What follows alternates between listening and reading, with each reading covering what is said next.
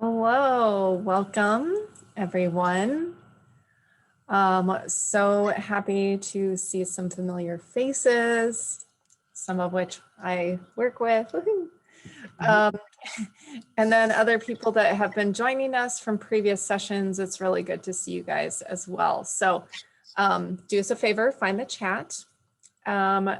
We have a different prompt for you guys today. Definitely, if you want to tell us where you're working, you definitely can. But today, we want you to think about spelling because that is our focus.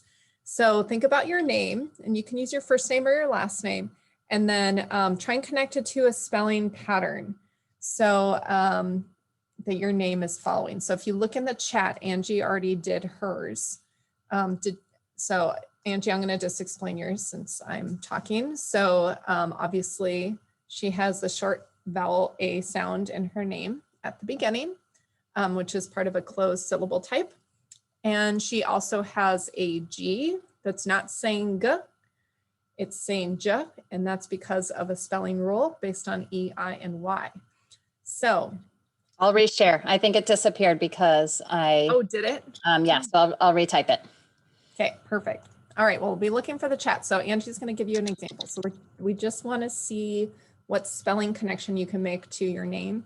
So I go by Becca a lot of the time. So I could probably say that my name has to have two letters to represent k because it's Becca, and the E needs to be a short sound, which is a closed syllable type for the beginning of my name.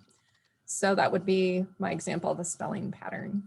So thanks, Angie. So you don't have to share many, just share one. So how is your name connected to spelling? And maybe it's just that it starts with the letter B. That's a way to connect it to spelling. So fill that in the chat.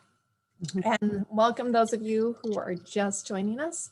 We're just doing a little fun activity in the chat where we are connecting our name to a spelling rule or spelling pattern if we know. So find the chat. Thanks, Deborah. Throwing yours in there. And Baoji Ya. Hopefully I said that right. So great. All right. Making you guys think right off the bat. And welcome back those of you who have been here before. We're happy to see you again. Oh, good. All right. Thanks, Cindy and Lynn. Awesome. And again, if you want to share where you're working, we always love hearing about that too. So, all right. Yeah, Anne, I like your thinking. Yeah, 2 N's. Yeah, no, that's good. I mean, it's not how we normally would spell the sound, but for your name and for a lot of names that have things like that, we add 2 N's. So awesome. Thank you. All right. Trisha. Ooh, a blend. All right. Thinking about the blends. Awesome. All right. Why don't we go ahead and get started? You ready, Angie? Yep. Sure am. So I'm excited to be here tonight. So some of you have been here before. Will you type into the chat really quickly if you've seen us before? Yes, if you've seen us before, and N if you didn't. And because I think a lot of us are familiar with us already. I think I've seen a lot of your names before, and I think I've seen most of us before, which is great because so we're new to some people and we're familiar to a lot. So we are part of Decoding Dyslexia Oregon, which is a nonprofit that is actually a national nonprofit and then goes down to the state level and then kind of goes down to chapters. So we're part of the South Valley chapter of Oregon Decoding Dyslexia. We have been doing monthly presentations the first Thursday of every month, and we're focusing on a different part of reading and writing every month. So today is about spelling. A few kind of just logistics is we are, you will get emailed a copy of the presentation. So everything you see in the notes, you will get copies of, and we try to put in a lot of live links. So if we show you, something, you'll have a live link to that website or that resource. So you'll get that. We also are recording this, and so you will get a copy of the recording. We do ask that this recording not be shared on like social media or to like a staff PD or anything like that. We really prefer it just to be a resource for people that have registered for this and are here tonight to rewatch or to share with people who couldn't make it tonight but registered for the class. And the reason why is because there are a lot of really great pre-recorded webinars out there that we feel are the true experts.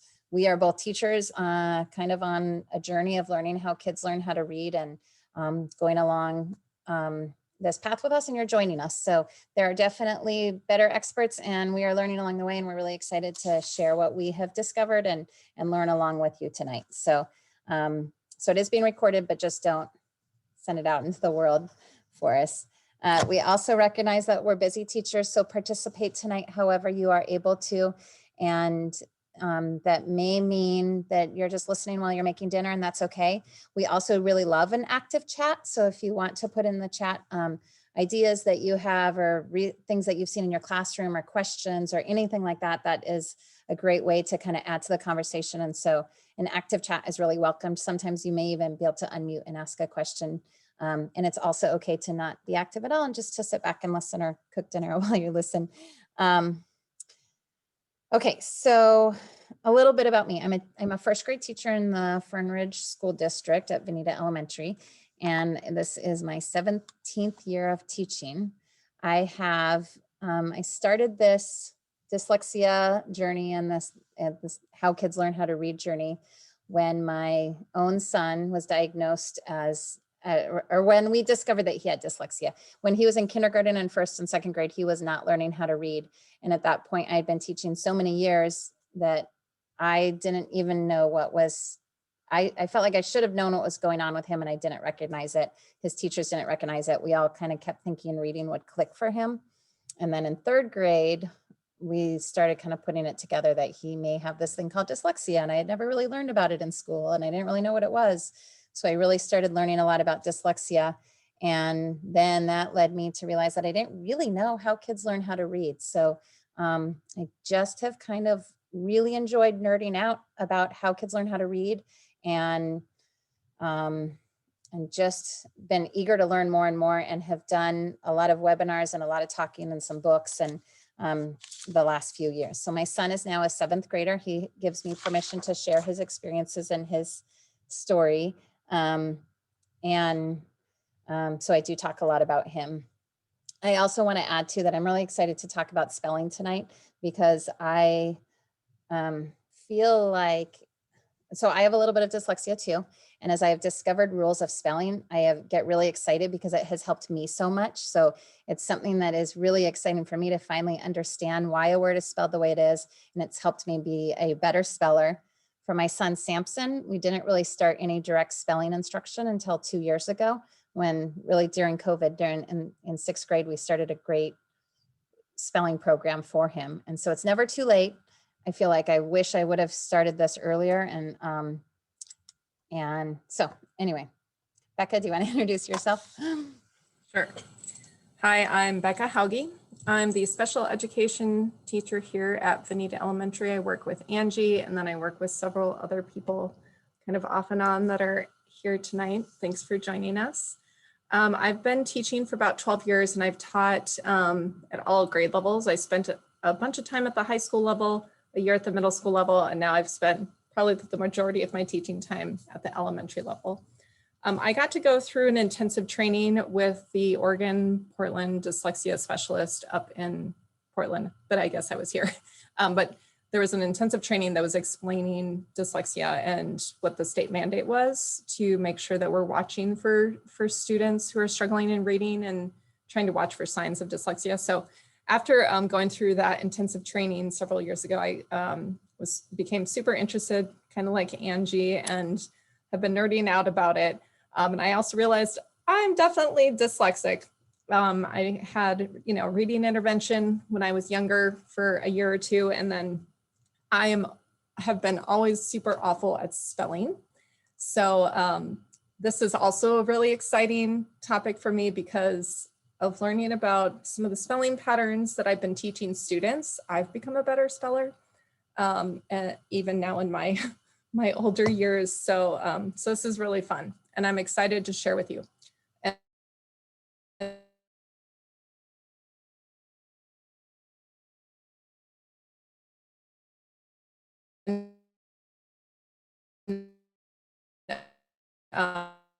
we're excited to get going here. So jumping into spelling, we started with know your why, because a lot of times as teachers, I feel like we automatically go into the weekly spelling list and teaching spelling because it's always been done. So we give the list, we have them do it as homework or studied all week, and then we test it simply because it's always been done that way. And so what I want to pause is like take a step back and why are we really teaching spelling, and what's the purpose of teaching spelling? And really it comes a lot back to reading. If you can spell it, you can read it. So by teaching spelling, we're not just teaching writing, we're teaching readers too. So when we're teaching spelling, we're also teaching reading. We're teaching common spelling patterns so that not only can students write a lot of words, but they also learn a lot of common words, those high frequency words. They can sound out unfamiliar words, and they can read a lot of words with confidence. So spelling is very much reading and writing, and just kind of take a step back for a moment and think like, okay, what am I really wanting my students to learn when I'm teaching spelling to them? And this rope we've shown every presentation because it's a great look at the overview of all of how kids learn how to read. So this is the reading rope, and it talks about how all these different parts are woven together to really form a skilled reader. And this is kind of also during our monthly talks, we're trying to focus on different parts of this rope. So one thing that bothers me is when I look at this, writing is not even really clearly intertwined on it, but decoding is. So decoding is sounding out words as readers, and decoding and encoding, sounding out words as readers and sounding them out as writers, are so intertwined that I really feel like the spelling fits in under encoding, sounding out words as writers, and it ties directly into that decoding skill of reading words. Because the reading rope didn't quite capture it all, this is actually more of a newer development that 2019, you can see it at the top, that somebody is working on creating the strands of writing. And writing is very complex. I feel like it's one of the very hardest things that we ask students to do in school, and only one small part of writing is spelling. So it's a small part, but it's an important part. And really, the sooner students become really automatic and fluent with spelling and with handwriting, the sooner they can focus on the other strands of writing and how to be skilled in the other areas. If spelling is really hard for them, a lot of these other places are also weaker because they can't access it as easily, and it's hard for them. It would almost be like us typing with just our pinkies, or needing to do like I don't know, there's some, it makes it so that their thoughts, a student's thoughts might be up here and they're struggling to spell down here. One thing I've noticed with my son is that because of his dyslexia, spelling is so hard that he's actually a weak overall writer, and his writing skills don't match his thinking skills. And it's because the spelling has been such a huge speed bump or roadblock for him as he has tried to get into all the other parts of writing.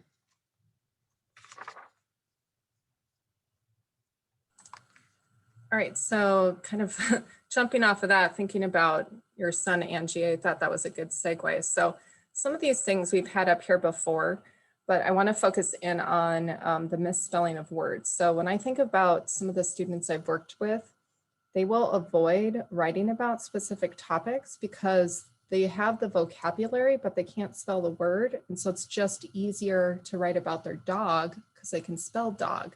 So every writing assessment I've gotten from a student will be about their dog when I leave it very open-ended, or they'll try and make it about their dog because they can spell that word.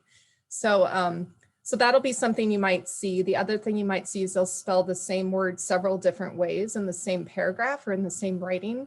Like say they're spelling the word here, like come over here, and they've got the H-E-R. Maybe the next time it's H-R-E. And the next time there's two E's and an R, but they're not in the right order. So that's something to watch for.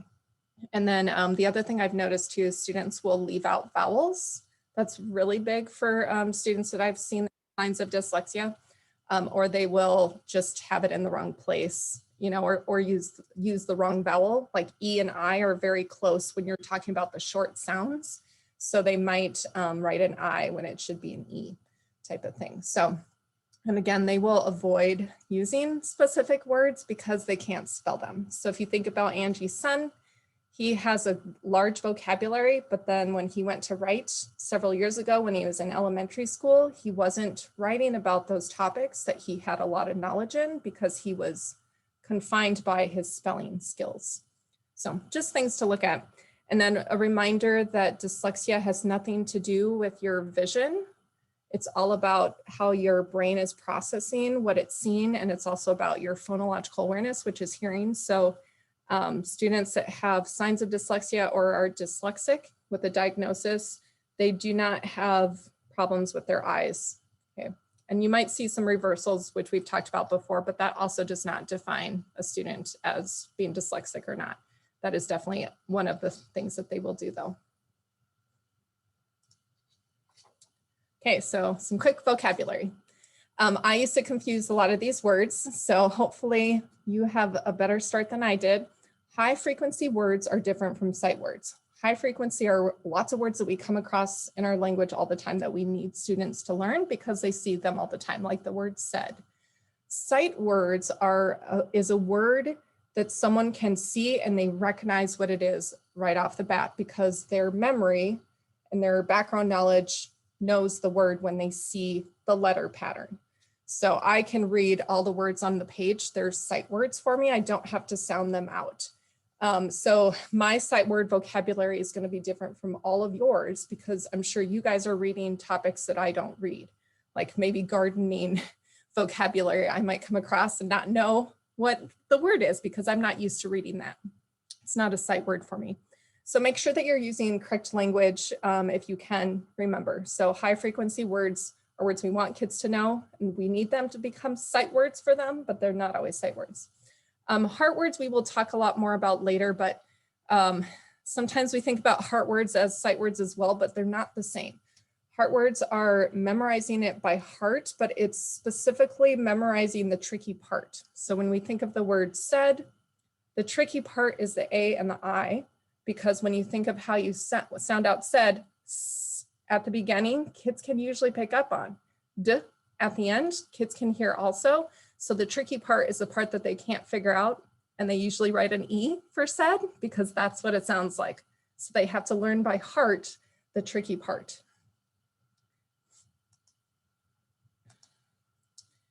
All right, vocabulary words too. Angie kind of talked about this a little bit at the beginning. So when you're thinking about teaching vocabulary, maybe think about the reasoning behind why students need to know the vocabulary. So I'm not expecting students to be able to spell vocabulary words if that's not the purpose. Or providing them with a vocabulary word if you want them to write about a topic is very important.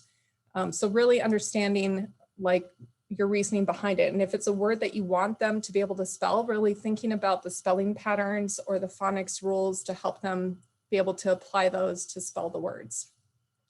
Orthographic mapping we've talked about in the past. It's something that you definitely should do some research on. I'm still trying to figure out how to best use it, but it's just this idea that you have a structured way of teaching these difficult words that need to become sight words that kids can't remember. Like the word of. I have a student that is struggling reading that word and definitely can't write it right now. And then just one other final thought here. We'll use spelling rule and spelling pattern interchangeably. You can, they kind of are interchangeable. I'd say spelling rule is more the old way of thinking about things that you need to memorize the rule. And I think Angie and I are more on the, let's think of the pattern and remember the pattern because the patterns are what help us and what kids will remember, but essentially they're the same thing.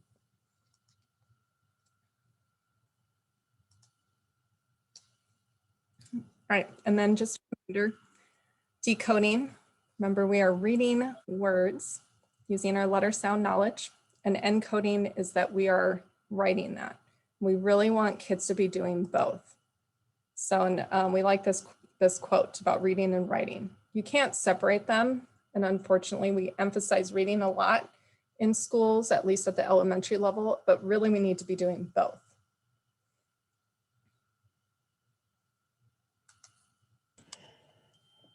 Okay, so many of us are given with our core curriculum a spelling list of the week. And we're kind of taught to teach that with fidelity. We talked about this a little bit. And so, and we're kind of, I feel like as teachers, for years, I fell into just the habit of like, okay, here's your list this week. Let me send it home to the families, maybe doing a spelling menu, maybe send home some worksheets, memorize these 10 words or whatever, and we'll test it on Fridays. And maybe we'll rewrite the ones that we missed. So research has shown when they've really looked at how spelling is learned, it's shown that it's not a process of rote memorization, that learning to spell and learning to read are really a lot of the same knowledge base. So the relationships between letters and sounds are applied in reading and spelling in many of the same ways that, and learned in many of the same ways. So really, patterns are the most effective and efficient way to teach regular spelling words and predictable words in English. And there's some sight words that don't follow patterns, and there's some exceptions to patterns, of course, but there's a lot of patterns that do exist out there that we should be teaching them, teaching people, students, so that they can not just memorize these 10 words and do well. And I was a really great test taker and I could memorize words really well. So I did actually really I didn't do bad on spelling tests growing up, but I'm a terrible speller. And I didn't know a lot of these rules until the last few years when I started learning this. And I just kind of think about how, yeah, I could memorize the shape of that word or the order of those letters and my shorter term memory, and then I would forget it. And it didn't help me in my long-term spelling. So really kind of thinking about how we can just ditch memorizing the list and then figure out, okay, what is the spelling pattern of this list and teach that spelling pattern. We're going to give some examples of this as we go along too. How many of you use spelling tests? Maybe just type in the chat like, yes, I'm given a spelling list, or no, I teach more spelling patterns, or maybe I don't know. I'm just kind of curious, like what our experience level is in this group of like, how many of us give a list to memorize and a test on Fridays? And that's not a very clear question. Maybe type yes if you do it, nope if you don't, just so we kind of see what we're working with. Yeah, some of us aren't direct. Yeah, so some mix. The lists are pattern words. That's a good point too, Sarah. And somebody said, yeah, there's a pattern for the word. So it's not just straight memorization of random words. Our curriculums often do have a pattern for this spelling list, but it still tends to be, often when we give a list, it still tends to be memorize this list. I had a student who's pretty severely dyslexic, is on an IEP now, and she would do great on the spelling words because her parents drilled them into her and she could memorize those lists in the shape of the words. She couldn't read them, but she could write them on Friday and then never be able to read or write them again or write them in a sentence. So it's kind of more the idea of like, let's figure out the pattern this week. This week we're studying the SH says sh, and then let's figure out example words and use the spelling list as an example to study from and to work with. And we'll get more into this. So. All right, and something else to consider is spell check. So I definitely have had colleagues recommend that, we put into IEPs that kids have the ability to use spell check, which is great. But as you can see on the screen, this is one of my former students who obviously wasn't paying attention to the red lines, but even so, I don't know if the student would have been able to pick out the right spelling word or if it would have even come up. So when you think about just, don't worry about learning spelling rules or learning the spelling pattern because there's spell check. I would not recommend that. There are such great ways to learn the patterns. And now that I've been teaching them for the last couple of years, it makes so much sense. And I have students being able to spell words that I never thought they'd be able to spell because of learning the patterns. So I definitely want to emphasize, teach spelling. And Angie and I are going to emphasize too, we should be teaching spelling all the way up through high school. It should not stop in 4th, 5th grade. Middle school should be teaching it and reteaching it some of the patterns, and then same in high school. Becca, I want to draw people's attention to that second line. That's really powerful too, because then I noticed that he wanted to tack over the whole word. So they're like the word and the word tack are spelled, were probably spelled correctly through Spellcheck, but it's not the correct word that he was looking for, or she, whatever. Yeah. So the student ignored red lines, but also Spellcheck can be misleading when you don't know Right, some of it. yeah, if you don't know how to spell the word, you may not even recognize it. So yeah, thanks, Angie. All right, so just like all of our other presentations, what do?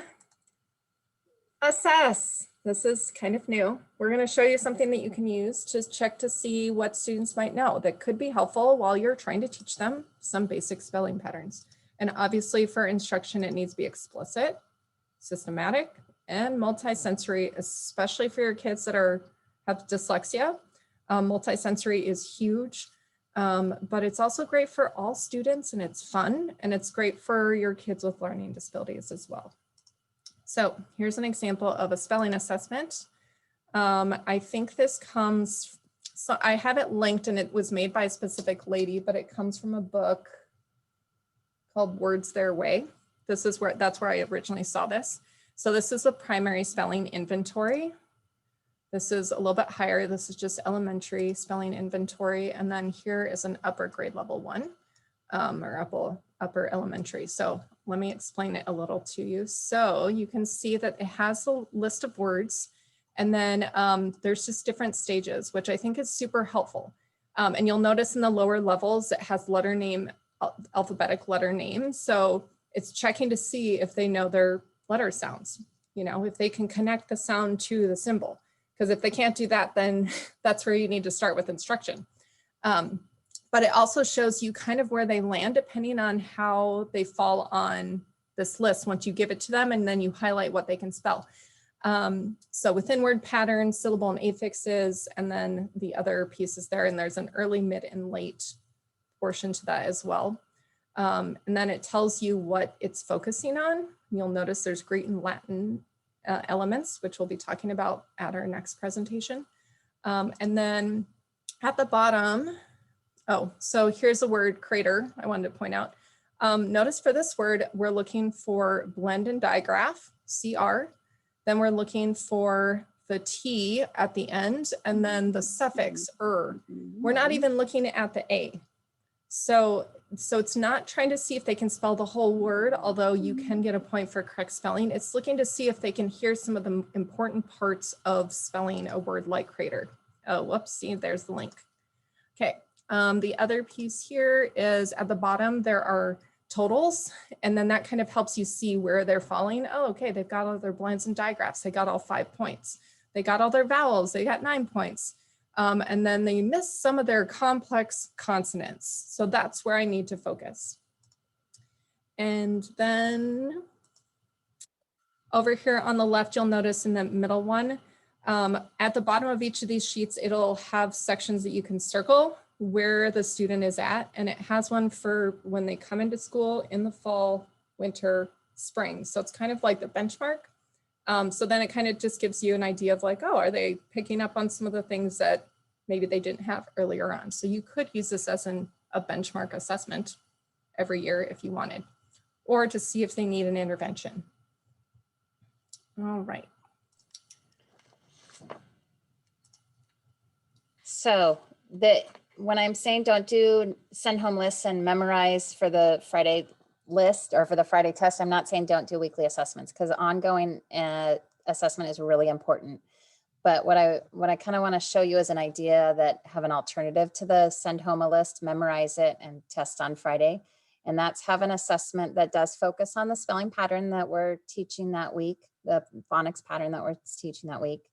But instead of having a word list that they have memorized, surprise them with 6 or 8 or 10, however, whatever grade level appropriate. It doesn't have to really be that many. Surprise them with words that they don't know which words are going to be on the test, but they all follow that pattern. So can they follow that pattern and apply it in words without just memorizing the shape of a certain word? Can they apply it to an unknown word or a new word or one of many that they've used to practice that week? To really assess whether they have learned that phonics pattern, include some reading or decoding. So not just writing as a spelling list, but saying, okay, if we're learning the digraph SH this week, can they write it and read it in words? Will really show you whether they have mastered that sound spelling relationship. And then both in the reading, the reading of assessment and the writing, the spelling test, include words and sentences, so you can see if they can use it in a full sentence also. And then think about, as instead of a grade, you might be looking at, yes, they, got 8 out of 10 right, but really the question that we're asking as teachers is, did they master this phonics spelling pattern, or do they need more work with it? So let me show you an example of what I've been doing. And this is a first grade level. So this is this could be done this would look different with older grades, but the same kind of assessment could be done with older grades. So on the left is one that shows a test that I will give later this year when I teach AI and AY, so the A sound. So also we'll practice it all week. And I could even send home to parents, hey, this is the spelling pattern we're studying this week. Here's some practice words. I can even use my curriculum worksheets if I wanted and say, here's some practice worksheets, because they're practicing those words. But then the spelling test is 6 surprise words. They don't know which ones will be on there. And then I do a sentence, and I do that in the morning. So then in the afternoon, I'll pull them one-on-one, and I'll have them read me the 6 words in 2 sentences and see if they can actually read the AI and AY sound in words. It's really hard to see the details of this, but up at the top, what I have is the Phonics Focus. So it directly tells parents, like, this is the focus that we have this week. And then I just have a 1 through 4 level, like, have they mastered this? 1, not yet, 2, emerging, 3, so close, and 4, got it. So it just kind of shows, like, if they, so again, and then I put that in my grade book where they fell on 1 through 4, whether they need reteaching or where they've mastered that. I also have added a little conventions score for their sentence, just to document whether they can use the correct conventions, even though so it's kind of a sub score. So this is an example also of a student's test from last week. We just were finishing the long E. So there was 6 surprise words, and I gave them words that had the long E and didn't. So I gave like, and then I gave cap and cape to see if they knew when to put, I'm saying long E, that's the wrong thing.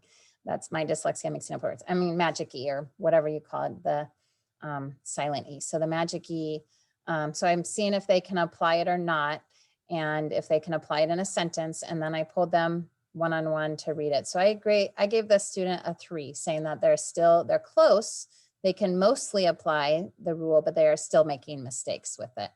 So this is what I'm trying to do. I've been trying to do this for a year or 2 for weekly phonics focuses, instead of memorize these words and we'll test on these words. And I do use our curriculum spelling words to practice in class and to do work throughout the week with. So I still use the spelling list, but it's just the test and assessment. It gives me, I feel like, a lot more information than just memorize this list and test it. If you have any responses or ideas or thoughts, definitely type them in the chat. So we're learning also. So, questions, thoughts, similar experiences, such, you can definitely jump in. So, okay,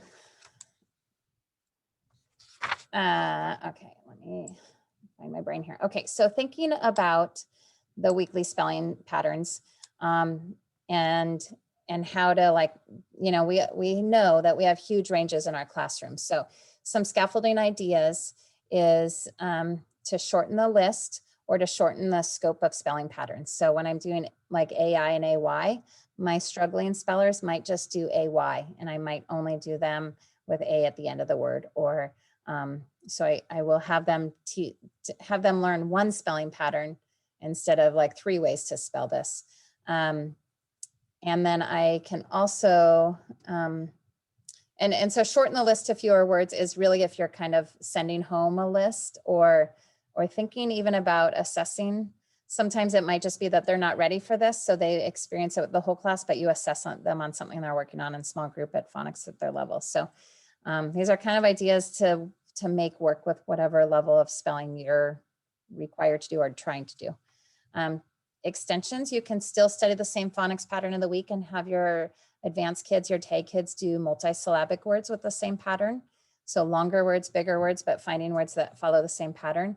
You can also do a self-study of a higher spelling pattern. So if you have decodables available that match spelling patterns, I had a student last year who I would just give her, basically I could give her a decodable passage saying, these 4 letters say this sound, find it in this passage, circle it, and she could do, she could kind of self-study it because she was a tag student that was able to learn things that. So sometimes they can just study a whole different spelling pattern at their levels.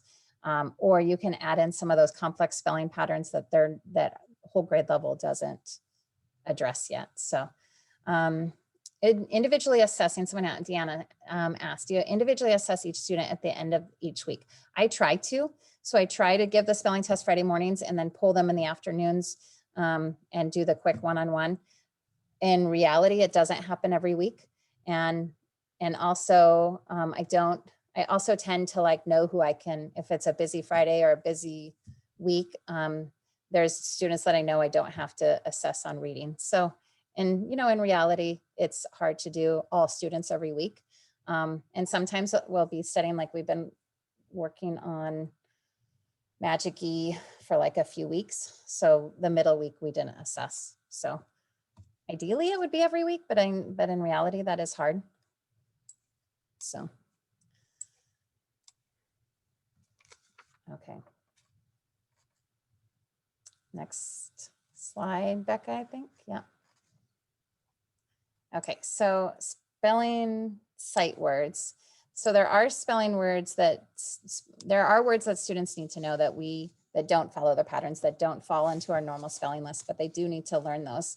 And they are, well, and again, maybe I used the wrong vocabulary here. Well, no, I did.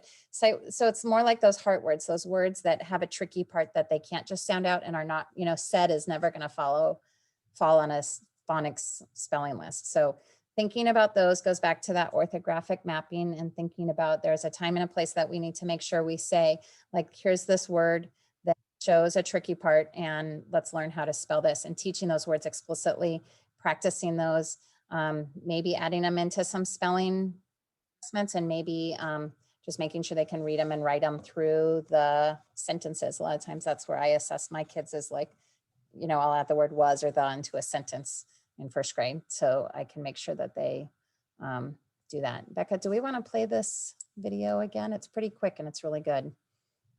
Okay. This is from Really Great Reading, and it kind of describes orthographic mapping and teaching words that have a tricky part you have to learn by heart. A heart word one, right? Yeah. This one. Take a look at this familiar word. How long did it take you to read it? You probably read it immediately, effortlessly. Researchers estimate that when a word is familiar to you, you read it in less than 1/20th of a second. Words that we read effortlessly are called sight words. Sight words can be high-frequency words like these. Sight words can also be low-frequency words like these. If you read these words effortlessly, they are sight words for you. The collection of words you can read without conscious effort is called your sight word memory. Literate adults have a sight word memory of between 30,000 and 70,000 words. Everyone's sight word memory is a little different. A first grader's sight word memory often includes words like this. A doctor's sight word memory often includes words like this. The evidence is very clear that the way to get a word anchored into our sight word memory is through decoding. Once we decode a word successfully several times, it sticks in our brain, where we can recognize and retrieve it effortlessly. High-frequency words are often the first words we strive to anchor into our students' sight word memories. That's because high-frequency words are words that occur most often in print. At Really Great Reading, we call these words heart words.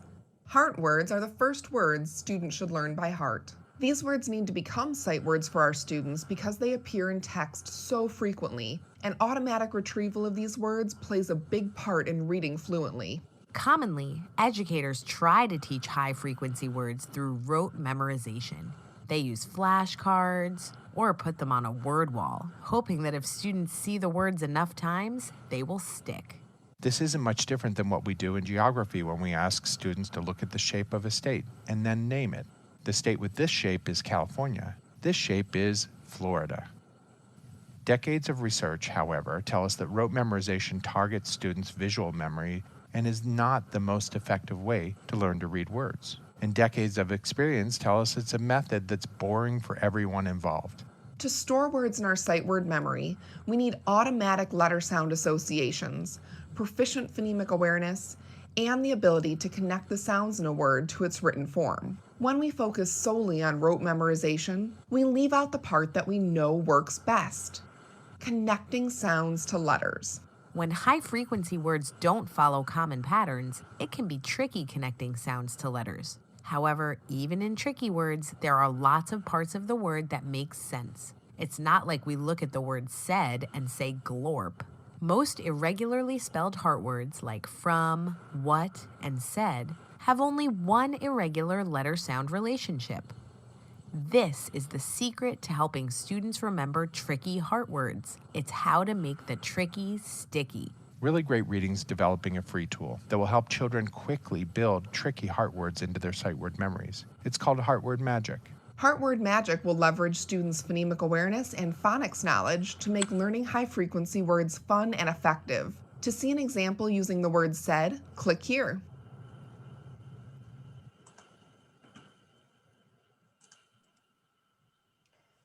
I really like that. I feel like it kind of sums it up pretty well. And, you know, a lot of that has been focused on reading those sight words, but we really do need to make sure that we're kind of building in the spelling of them at the same time and building that in. So,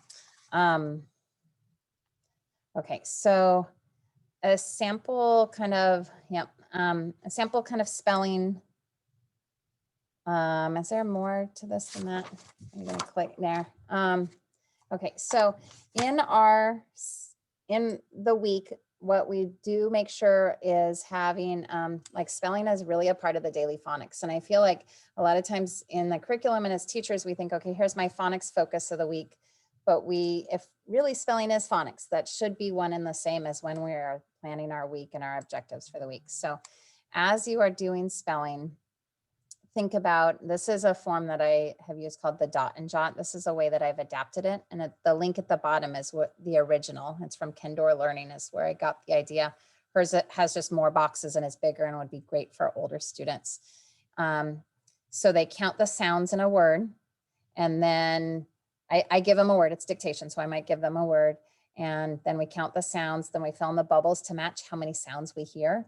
And then we fill in the phonics to match that. And the purpose of this is to really practice that phonics skill, that spelling pattern. This is different than creative writing. This is definitely the spelling lesson, the phonics lesson that we do. And then always to tie it back into reading it. So they are reading what they are writing, and that it's all together there. And so this is part of a big, more multisensory lesson.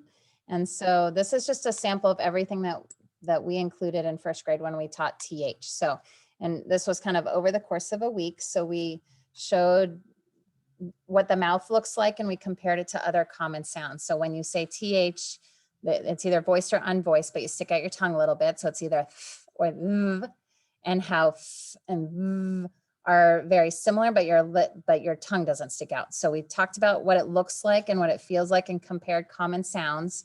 We had videos that went along with it. That's a Nessie video there. We had ways that we acted out. Because you're sticking out your tongue when you say TH, we go, we practice our sound card every day. That's from our curriculum. And we say, what's the card? Thumbs up. What's the sound? Or how do you spell it? TH. We did our dot and jot a lot. And then we also read the spelling patterns. So the week that we did this year, this was the TH spelling pattern. And it included kind of all these different ways of experiencing that sound and learning that sound. It wasn't just a spelling worksheet or just spelling practice. And I see we have a question from Stephen about the videos. This one is from YouTube, which we're going to show one a little bit later. It's from Nessie, and we're going to try and show you a few examples of videos. I'm big into sharing videos with students because They remember it better and it's super fun.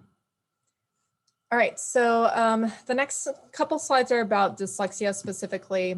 This one's hitting on the multisensory pieces, which we've talked about before, but it's this idea that you want to get your whole body involved to some degree because it actually anchors in like what students are trying to learn better, and especially for kids that are dyslexic or for people that are dyslexic. So these are just some ideas that you can use. I really like air writing and using hand motions for things. If you weren't here for our phonics video, that would be one to maybe see, talk to somebody else or talk to us about, but we have hand signals for all of the short vowels, which I'll show you why here in a second. So Nessie, here's the link for a YouTube video group that has a lot of great videos on spelling. And then Jack Hartman is also great. This one over here of him is him doing letter sound or capital letters, which is kind of fun. It's getting your whole body involved. And then obviously we want to read and write when we are working on spelling. You've probably seen this before as well. So I'm trying out this year, putting just a B on my desks in my classroom. And it seems to be helping more because before I would do B and D and students were still confused. And those are the two that for whatever reason in the brain, they look too similar, like the shape of it's too similar. And so they confuse them. So I'm trying to anchor in with just one of those. You'll notice above my alphabet sample, I have vowels. And these are the old pictures that have been around for forever, where A is for apple, E is for elephant, I is for igloo, etc. And really great reading has this poster, and I haven't updated my stickers on my desks yet, but it's this idea that you're using your hand motions for all of the short vowel sounds, and they have ones also for some of the other vowel sounds like O and things like that. But these are great because some of what we want students doing that are dyslexic is going across their body. So when you think about an apple, we pretend like we're sharing an apple with our friends and we go across our body doing the short sound, ah, ah, ah. And this is really great because when I have students that confuse E and I can quickly go like this and they know exactly what it is and they know to write an I. So it's just really helpful for kids to do it themselves and for you to be able to use it without having to tell them, no, it's not an E, it's an I. You're helping them get anchored in the sounds by touching their body. Something that Angie has taught me this year. So this would be like the teacher's hand, but essentially you want to tell your kids to give themselves a thumbs up. So they're looking at their own hand and you can put a band on it too. And the idea is it's your B hand. So they can hold this up or look at it and they know this is their B hand. B is for bracelet or band. So it's just this idea of like trying to anchor in for the student some way that will help them. And again, I have had students that will use both the B and the D, but most of the students I work with that have signs of dyslexia confuse the two. So it's actually not helpful. So sticking with one would be the way to go.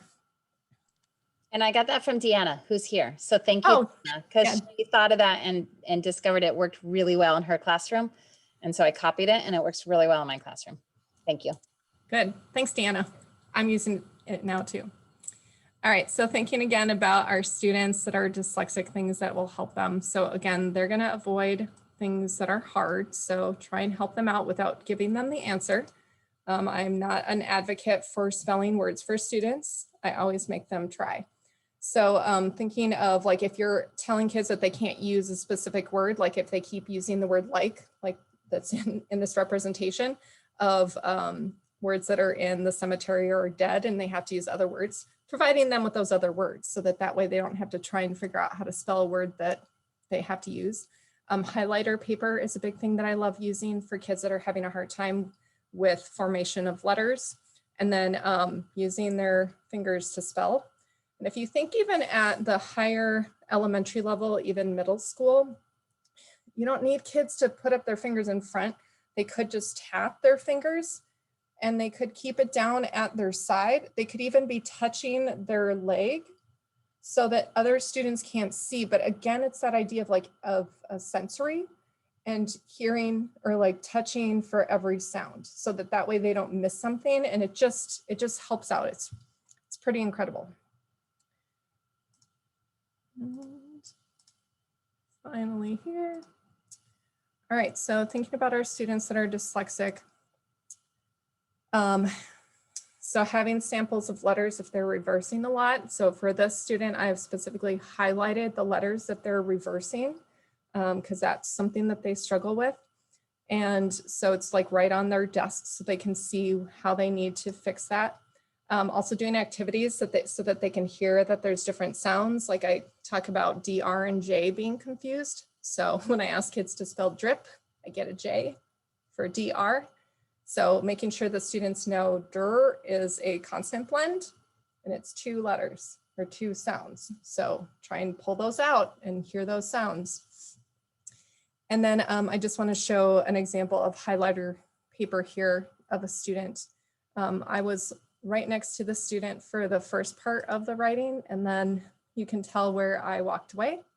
So just know that even though you have a tool like this, your students that struggle may not implement it very well when you're not right there. So, you know, take small steps. So with this student, I'm focusing on sizing of letters and then trying to focus on G's because this student is capitalizing G's for all G's everywhere. All right, and then I do have a sound wall in my room, which I love. I have students going up to it a lot. It's great for these COVID times when we can't show them our mouths. But then it also gives them a place to go and not have to rely fully on me. I'm very much about making a student independent. So for example, when I have a student that can't tell the difference between a k and a g sound, k as in cat and g as in goat, I can bring them over and show them the mouth and show them, well, they're actually friends because their mouth is staying the same. The difference is that one is just air and the other one is turning on your voice box. And you'll notice on the bottom, I have a little volume speaker. And I'll tell kids to touch their throat and to feel when they say g. So if you want to try that right now, do k and g. And you should feel a little bit of a vibration there. The other thing to do is I have little folders that match my sound wall, and I'll put a link in here so that if you want to purchase this, you can. It's a really great tool. And then in the future, when we don't have to wear masks, having little mirrors for kids to use, and they can look at their mouth to see what shape they're making, so that if they are confusing sounds or they have a problem with speech, or maybe they're just writing down the wrong letter for the sound that they're making, you know, having them connect. That's all tools that will be helpful for them, especially your younger kiddos. So one thing that Becca and I absolutely love is syllables. And last month we talked all about syllables. So if you missed it, you can actually, a recording will be uploaded and shared with you. It's not quite all the way uploaded yet, I'm pretty sure. But so we went into this a lot last month and many of you were there. So I'm going to go over it kind of quickly, but it's really important to teach students syllable types because this is actually, these are spelling patterns that they can follow. And it's really useful for knowing how to spell many words. And then again, because spelling and reading are so connected, also reading a lot of words. So a closed syllable is a syllable that has a vowel followed by a consonant, and it always has a short sound. I'm just going to kind of go through the, again, I'm going to go through these faster. So if this is something that you're not familiar with as much, find some, if you can't find a recording, find a way to research these more because these are really essential. And I know I'm not going to go really into depth with it. So closed syllables, a vowel followed by consonant, it has the short vowel sound. An open syllable is at the end of the syllable or the end of the word, the vowel has no letters after it. So it makes its long sound. And examples like be or so. Consonant LE is the ol sound at the end of a 2-syllable word, or it's the ending syllable. And it sounds like an ol at the end, like double. But if we teach it as a spelling pattern, the students know like, okay, there's a consonant in there and then it's LE if I hear ol at the end of a word. Or R-controlled vowels are tricky because a lot of times the vowel and the R sound get so tangled. That's why they're tricky, but teaching them concretely, and there's really only three, well, no, there's long sounds too, but concretely teaching or is spelled O-R, R is spelled A-R, and then is actually spelled I-R-E-R-U-R, and there's ways that it's most common and less common. There's also things like air and ear that are controlled syllables. So magic E syllables, as our long vowel sounds. And then vowel team syllables are two vowels together and they make one sound. So, and just I want to kind of throw in that the rule two vowels walk and the first one does the talking is wrong more often than it's correct. So it's actually better to teach two vowels as, EA says E instead of EA says E, because the first one does the talking. And teach them as this is a vowel team syllable. And then diphthong is like diphthongs are like oi. They're sometimes put into vowel team. So sometimes you'll see 6 syllable types and then sometimes you'll see 7. And just concretely teaching these really can help with spelling in a lot of ways. It's actually how I spell a lot. And an example is I'm teaching amphibians tomorrow. And when I was typing in amphibians, I still had to break it down by syllable types because again, I have dyslexia. And so I'm not a strong speller and I cannot remember how to spell amphibians. And so I was finding myself when I was looking for a cute video, typing in amphib, and really like going syllable by syllable. So syllable types really is an excellent way to approach spelling. And then it also helps with reading. A tricky part, go ahead. A tricky part about teaching syllable types and when students start working with multisyllabic words is the schwa sound. And this is one of the things that was really fun for me to learn. And I still I still feel like it's pretty confusing. But it is the most common vowel sound in English is the schwa sound. And it happens in multisyllabic words with the syllable that's not stressed. And it's because we talk faster and we are lazier talkers than we are spellers, I guess. So a lot of times a vowel sound of the unstressed syllable turns into the sound or I, and it doesn't sound like it's true vowel sound. So it can happen with all vowels, again, celebrate, president, bottom. We don't always enunciate clearly the true vowel sound. We get lazy with it. And so sometimes when we're spelling, it can be tricky because it sounds like it's a schwa sound and we don't necessarily know which letter it can go with. Sometimes schwas are eliminated in speech too. So chocolate is often pronounced as a 2-syllable word. Camera is often a 2-syllable word. So sometimes just being aware that we also drop syllables. So when you're teaching students about spelling and multisyllabic words, you can teach them to try to pronounce for spelling. I think the most common example of this is that many of us say Wednesday when we write Wednesday. And actually even today I was writing chocolate and I went chocolate or choco, and I really enunciated it. So spelling, saying it really clearly and kind of awkwardly so that we can hear the spelling. And then teaching kids about syllable types and about how there's a syllable that we say louder and stronger. That's the stress syllable. And there's one that we get lazy on and it's usually a schwa. And just making sure kids are aware of this so that they know that when they are spelling to look for those and to work for that or work through that and kind of test it out. And as readers to really sound it out and then kind of find the familiar word with it. So it definitely is an acknowledgement that multisyllabic words and schwas can make spelling trickier, but it's very common. So we need to teach kids about it. So this is a sample scope and sequence. This is not the best. I mean, this is not we want to show you a sample. We're not showing you the only or the one that we think is the best. That's what I'm trying to say. So, but this is just a sample that as we are teaching spelling patterns and phonics, that we do need to follow some kind of set pattern. This is from a program called Spire. And again, it's just a sample, but really I shouldn't be teaching students, something at a higher level when they haven't mastered a lower level.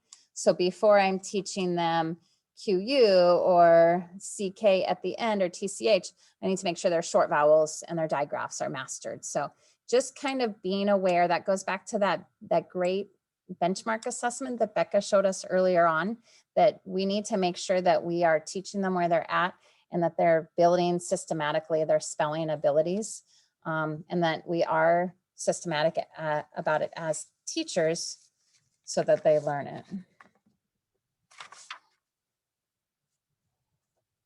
Okay, so what we are going to do now is we are going to jump into examples of common spelling rules. There's a lot out there. We're sharing with you some that we feel like are important, common, and that we kind of loved learning about. So this is just kind of a sampling. And one thing that I have learned a lot is that a lot of these were very unknown to me, even though I've been teaching for a long time and I've been teaching the core curriculum for a long time. These weren't ever concretely pointed out to me. And this is what we should be teaching to kids concretely. So the first one that we are going to share with you, and again, these are just samplings. This is not the be all end all of all the spelling rules that kids need to know, but we wanted to give you a sampling of what we're talking about when we're talking about teaching spelling patterns. So the floss rule, at the end of a one syllable word that's a short vowel, if you have an F, L, or S, and also Z, it's doubled. And we call it the floss rule. It doesn't have the word Z in there because I'm pretty sure there's only the 3 with Z. I don't think Z is as common. So most of the time you'll see it with an F, L, or S at the end of a word. And when you hear a F, O, or S at the end of the word, you spell it with 2 letters. And directly teaching this to kids. Last year when I learned about this rule and we taught it as first graders, one of our first graders went home and taught her big brother who was in 4th grade. And he had never heard of it because we didn't know. I had never really heard of it either. And now I'm like, oh, this makes so much sense. There's just a few oddballs, odd, add, and egg. There's also a few that I think it's Barton curriculum talks about how bus the floss rule doesn't apply to bus because it's short for autobus. It doesn't apply to gas because gas is short for gasoline. And then Barton adds in a little joke and it says it doesn't apply to the word yes because yes is short for yes sirree Bob, which is fun because then the kids love that and they remember it. So those are kind of the most common words that it doesn't apply to. And then there's a few oddballs too, like that have doubles. But for the most part, F, L, and S at the end is doubled. And that's a really quick, simple thing. Teach that to the kids and they'll be able to carry that on. Right. Another rule is the rabbit rule, which is great to use and connect back to syllable types if you're working with students on that. So the poster over on the right is focusing on the syllable type and how to separate a word based on the syllable pattern. And it's when you have double consonants in the middle of the word and essentially you have 2 closed syllables. So when this happens, you're going to double the middle consonant. So went backwards. So for example, I've got tennis, bonnet, possum, happen, hiccup, and it's great to connect it to syllables. So tell students they're going to spell tennis. Okay, how many syllables? Tennis, 2. Okay, and we need the first part of tennis. So the first syllable, 10, we need the E to be a short sound. So we're following the closed syllable type. And then the second one is nis, so tennis. And then I would even emphasize that, and then they'll hear that there's 2 vowel sounds, or 2 consonants, sorry. Otherwise it changes the sounds of the vowels based on like how that is set up. And then it also, so you've got your consonants that are doubled, but it also is with words that don't have the same consonant double, but you need 2 consonants in the middle. So I think it's good to point that out. And the rabbit rule is based on when the consonant is the same, but I think you can definitely connect it to breaking up a word like we have on here. So our next couple are going to be rules based on suffixes, which are like the hardest things that we ask kids to spell. But these are like some of the important ones that they come across that if they don't know it, they read words wrong and then they spell them wrong.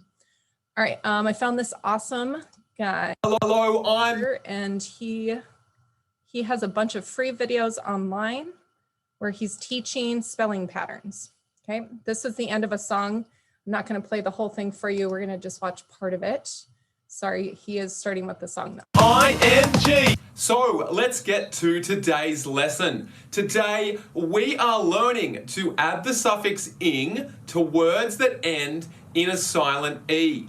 Some spelling programs refer to the silent E as the bossy E or as a split digraph. But for the purposes of this video, I'm choosing to use the language of a silent E because it makes it easy to test if we need to apply the rule. So before we apply the spelling rule, let's say it with me. And it goes like this.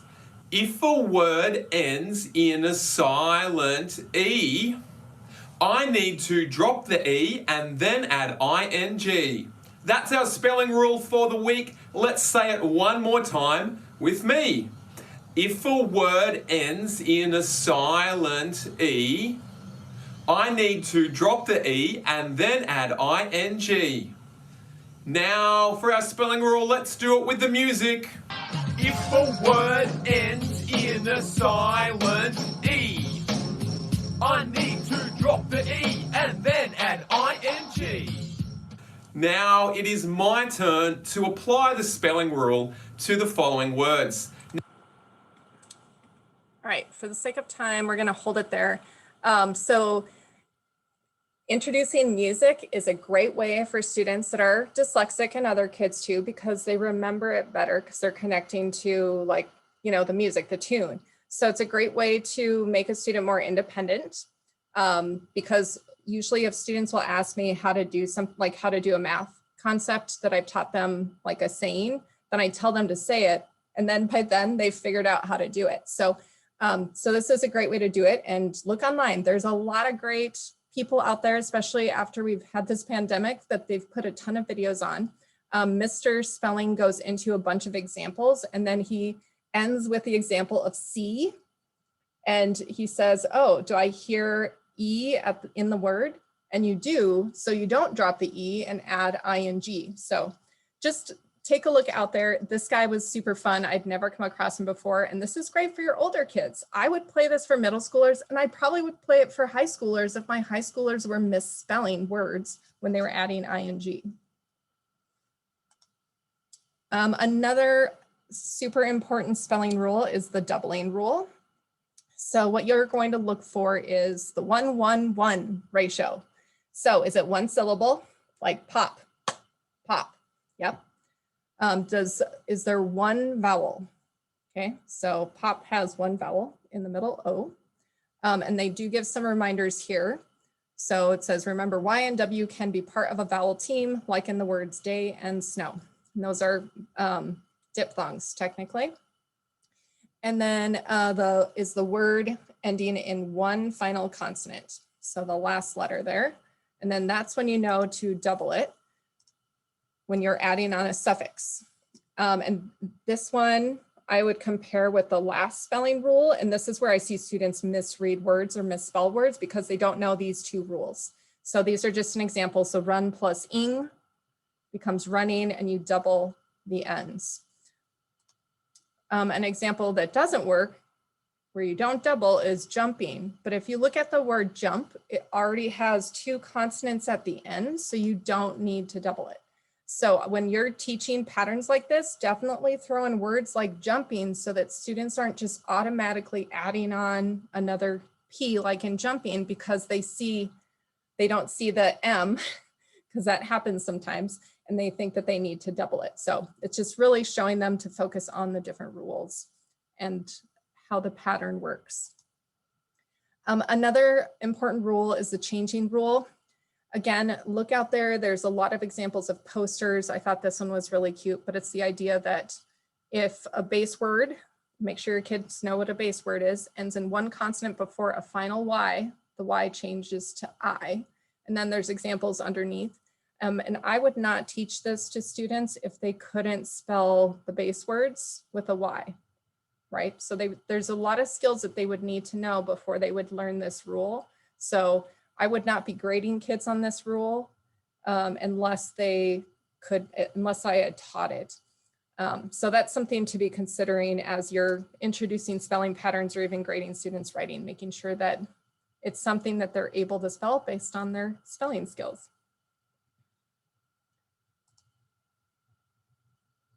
So great question, Deborah. You're asking about for the 1-1-1 doubling rule, how does it work for teaching snow? So I think with snow, OW is the diphthong. So it's considered one sound because you think of snow, O. So it's actually ending with a vowel sound and there's no consonant because the W is part of the O. And so there's no consonant to double. Great question. Hopefully that answered it. Okay, one of my favorite things. Sorry, Becca. Technically, I think that W is like a vowel in that word, and like day, Y is a vowel. So we say Y is a vowel more often than it's a consonant. So Y is a little easier, and snow is a little trickier because we never say that W is sometimes a vowel, but it is. And the example is snow, like OW is a vowel, team or diphthong. So I think that's also why it's like, that's technically a vowel. Yes. Confusing. Yep. It's confusing, but it's also teachable to kids. Yep. Good. Thank you, Angie. All right. So there's many jobs of silent E at the end of words. And Angie and I have been thinking about creating some kind of visual, and we've thought about like a handyman E or something along those lines, maybe a handy person to show all of these rules. So in syllables, we've got our magic E that makes the vowel say its name. We also have the consonant plus LE, and that is part of the E's job. E also affects other letters with sounds. So C and G change their sound when it's followed by an E. So does TH. And this first word is teeth. I had to like double check because Google thought I misspelled the word there, but I didn't. So we have teeth and bathe. It changes the TH to the harder, well, they call it the soft sound, but I think it's like the harder sound, like thumb. All right, and then on the end of words, which this totally made a lot of sense to me when I learned it last year, we don't end words with I, U, V, or the sound J. So pie, we don't just write PI, we add an E. Same with give, true, and barge. And those are just a few examples. We have to add E on to words that have an S in them at the end. Otherwise, you will end up with some weird words like lapse would become lap. If you were thinking about it without the E, it'd be multiple laps. And I put in a funny one there. Hopefully you can figure that one out on your own. It also clarifies meaning. So by, this book was written by, and goodbye, okay?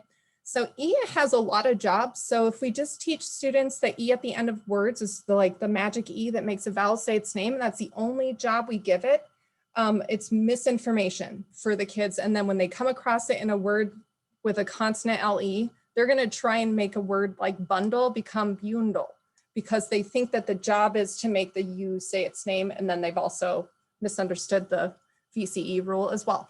So, so make sure that you share that. And I loved learning about these when I did. So the cat flying a kite rule is for the sound k at the beginning of a word or the beginning of a syllable. So when students hear the sound k, so not at the end of the word, the beginning of a syllable or the beginning of a word, when they hear k at the beginning of a syllable, they have to first think of what letter immediately follows the k. If it's followed by an I, an E, or a Y, it's spelled with a K. If it's followed by A, O, U, or a consonant, it's spelled with a C. And it's really easy to just put a little graphic like this on the wall. And even in my first grade classroom right now, I haven't taught this, well, I taught it to my whole class, but really the intended audience was my strong spellers. And most of my first graders are not quite ready, but my higher ones, today when we were focused on spelling other words, that, I was giving them some words with blends, and some of them had k, and they looked up at the poster and they went, oh, this is a C and I know why, because it's followed by an A. This is a K, I know why, it's because it's followed by an I. And so this is something that, that's just an example of how sometimes you can even throw up a rule and the kid's ready to access it can. But this is a really simple way to explain the k sound, and it follows a pattern. Another one, this was one of my also favorite ones to learn. I think if I had to say my favorite letter, it would be the letter Y, because it's so misunderstood and so great. And one of my favorite things about Y is that it's a syllable. It's a vowel, like way more than it's a consonant. So these are two examples of when the letter Y is a vowel. At the end of a one syllable word, Y says I, as in fly and cry. At the end of a two syllable word, Y says E, like happy and sorry. When we taught this in first grade last year, we called the rule my candy, and we gave them Hershey's Kisses so that they would have some multisensory memory of it. And then we actually made our little poster, and we put a little Hershey Kiss wrapper on there, a picture or something like that, and said my candy. And so it really stuck in them. Like if it's the end of if you hear I at the end of a one syllable word, it's usually Y, or always Y, most of the time Y. If E is at the end of a two syllable word, it's Y.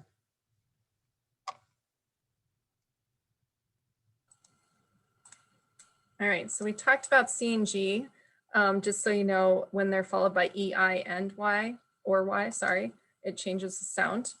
And then this other one I learned recently, ED has 3 sounds when it's added to the end of words. So for example, the word hugged ends with a D. The word jumped ends with a T, and the word loaded ends with an ed. And so when your students write T, when they're trying to write a word in the past, it's because they don't know that T at the end is actually an ED, and they don't know that suffix. So, so this is a fun one to teach. And I think each of these are connected to how the sounds come out. So if you think of the word hugged, the G is a voice sound, and that's why it's a D sound at the end. And the word jumped ends with a P, which is a non-voice, it's just air. And that's why it's a T. It's easier to say. So if you had to say the jumped with a D sound, jumped, it would be really hard to say from going from your P sound to a D, and that's why it's a different sound. So kind of fun. What do you think, Angie? Should we keep going? You're muted. Sorry, yeah, let's keep going, because you guys will get this and you can check this out. This is an example of one of those really great Nessie videos. And it's really funny, and it helped me learn how to spell, which pattern to spell at the end of words, L-E-A-L-E-L. And it has to do with nuns. Please watch it, it's hilarious. Oops, but not right now, sorry. You're up, Angie. So this is, I just wanted to share a resource with you. And it's a little funny to share, but this is one of my very favorites. And the site is called the Literacy Nest. The woman, Emily Gibbons, has a webpage. She does a blog. She now does a podcast, and she sells a lot of her stuff on Teacher Pay Teachers. She's backed up by Hegarty, which is one of the leading phonemic awareness or phonological awareness curriculums. And they actually have paid her to do some decodable readers for her. So she's kind of very well known and very backed by some companies that really back, that are scientifically based, research based companies. So I guess I just want to point out that sometimes it's awkward to say TPT is a great resource, but really she's a great website that sells some of her stuff through TPT. And we're running out of time. I was going to show like a sample of her stuff, but I think what I might just do instead, because I do want to honor our time and we're done in 10 minutes, is say if you're looking for resources for spelling or for decodable readers, she has a lot, and she has spelling pattern packets that have everything you would need for an entire week or a few weeks of studying a spelling rule. And she has a level that's probably like a second, maybe third grade level. And she has one that's maybe like fifth or middle school even. So she has a few different levels. And in a packet includes decodable sentences and passages and worksheets where they're highlighting and marking on it, and sorting words, and posters that explicitly teach the rules. So she just has it's a pretty great resource if you don't have stuff.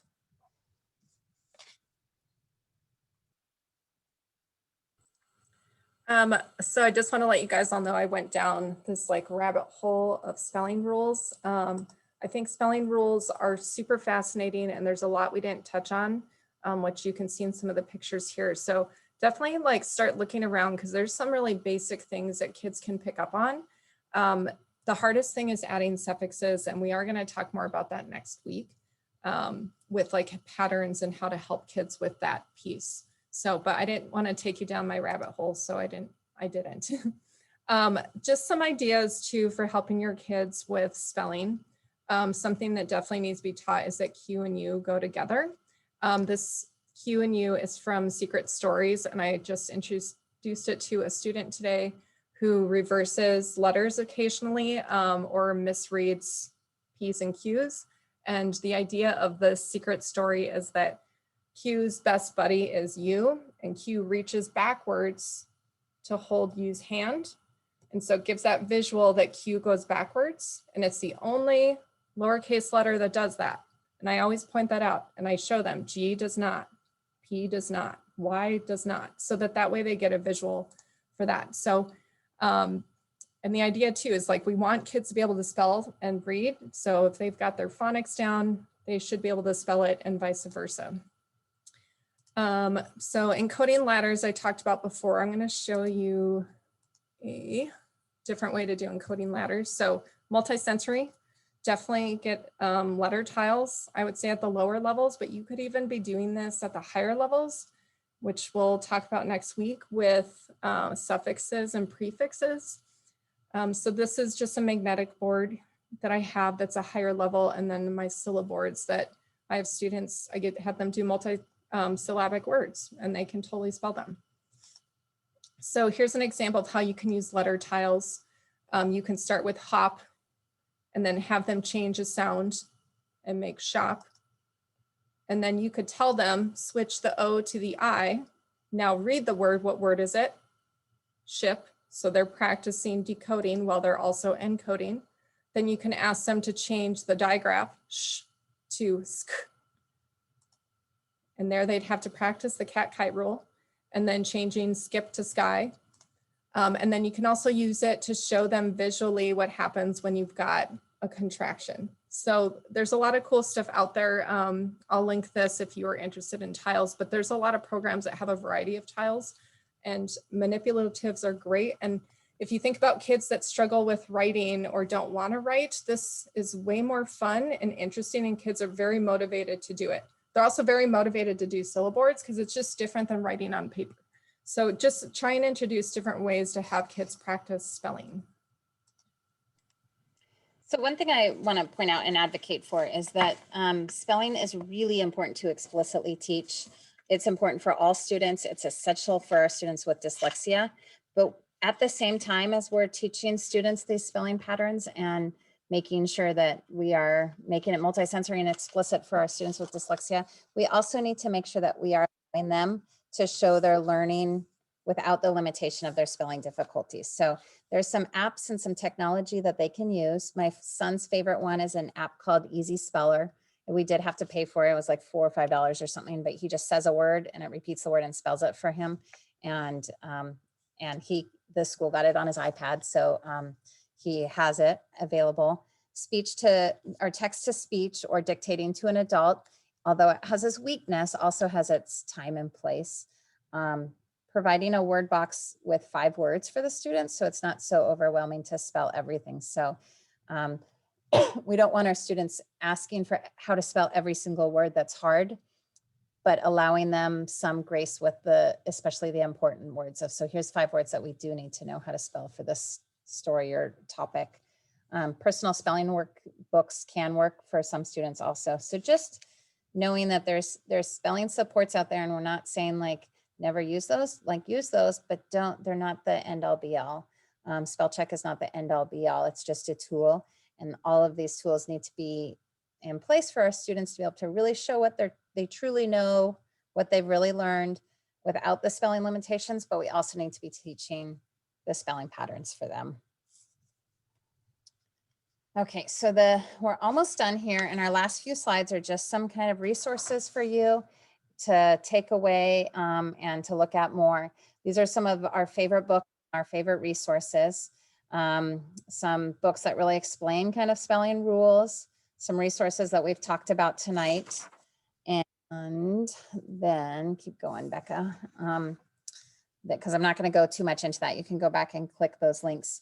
There's a few more resources here. If you're on Facebook, there's a really strong community learning the science of reading, what I should have learned in college. Decoding Dyslexia Oregon posts a lot also. There's a podcast there and some other resources that are more in general about how kids are learning how to read and how to support them and dyslexia. Then next slide is our next month we're doing vocabulary and morphology. So it's a little bit, it's kind of the next step in this. These 3 in a row go syllables, spelling, and vocabulary and morphology, and they're all very connected and overlapping. So join us next month. It's always the first Thursday. This is the next event that Decoding Dyslexia Oregon is hosting. So there's a link to this and a way to register for that, Bookworms K5 Reading, that is also hosted by Decoding Dyslexia. And then our next slide has our email addresses. It also has a link to previous slideshows and presentations. And the first few we didn't record, so there's not recordings from all of them. But it has all the slideshows that we have prepped and taught and or led so far or shared. And it has the recordings that we have done. I don't think the syllables one is up there yet, but it will be soon. We are also love talking about this stuff. So don't hesitate to email us at any time if you have a simple question or an idea or a suggestion or anything like that. We love to talk about this. So don't hesitate to reach out. And thank you for coming tonight. We love this stuff. We appreciate your time. We know we've had long, exhausting days, so we appreciate you being here. If you have any questions, feel free to unmute, jump on and ask. If you want to say goodbye, then that's excellent. Thank you so much for coming. Yes, thank you.